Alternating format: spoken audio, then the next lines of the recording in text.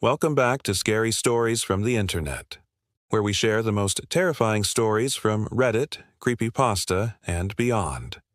This story comes from a Reddit user, the absolute darkest bet I have ever made. I was in 6th grade, and my best friend dared me to go into the school library after hours and take a picture of the pentagram they had drawn on the floor. For those who don't know, the library at my school had this giant pentagram on the floor for some reason. It was chalk or something, and it was huge. My friend and I were both pretty into the occult at the time, and when I say occult, I mean we read a bunch of books about it. We didn't actually practice any of it. I didn't think either of our parents would have been too happy about us summoning demons or whatever.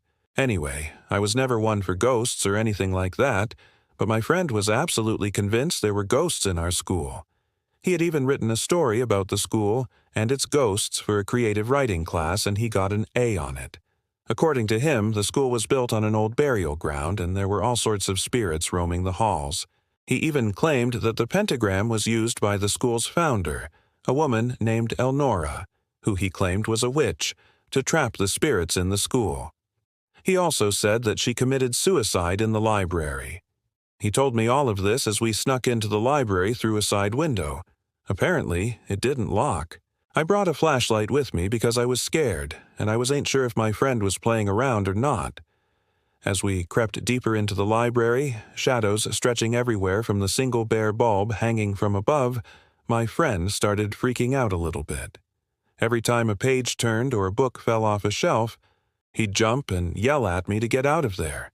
But of course it was just the wind or mice or something. Then we saw it, the pentagram.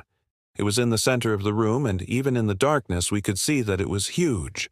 It was drawn perfectly, and in the middle of it was a circle. We stared at it for a moment, and then my friend said, "Let's test it."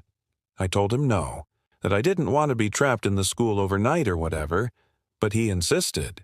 He wanted to see if there really was a ghost here. He stepped into the circle, and I watched him closely. Then he started walking backwards, counting down from 10. At first, I thought nothing was going to happen, and then the lights turned off. I screamed and started running for the door, tripping over books and stuff as I went. I burst out of the library and into the hall, racing toward the exit. I heard my friend scream my name, but I kept running until I got outside. It took me a second to realize that the front doors had locks on them. They were locked from the outside. I started pounding on the glass doors, screaming for help, but no one was around. The only sound was the wind and the distant sound of my friend calling my name. I don't remember how long I stood there, but eventually the sun started to come up and the doors were unlocked. I ran home and didn't tell anyone what had happened. I was terrified that someone would send me to a mental hospital or something. The next day at school, my friend was acting weird. He wouldn't meet my eyes, and he kept asking me if I had done something. I had no idea what he was talking about. I asked if he was okay, and he snapped at me. Later, after school, he told me that he couldn't believe I left him in that pentagram. He said I was supposed to stay with him and protect him, and I didn't.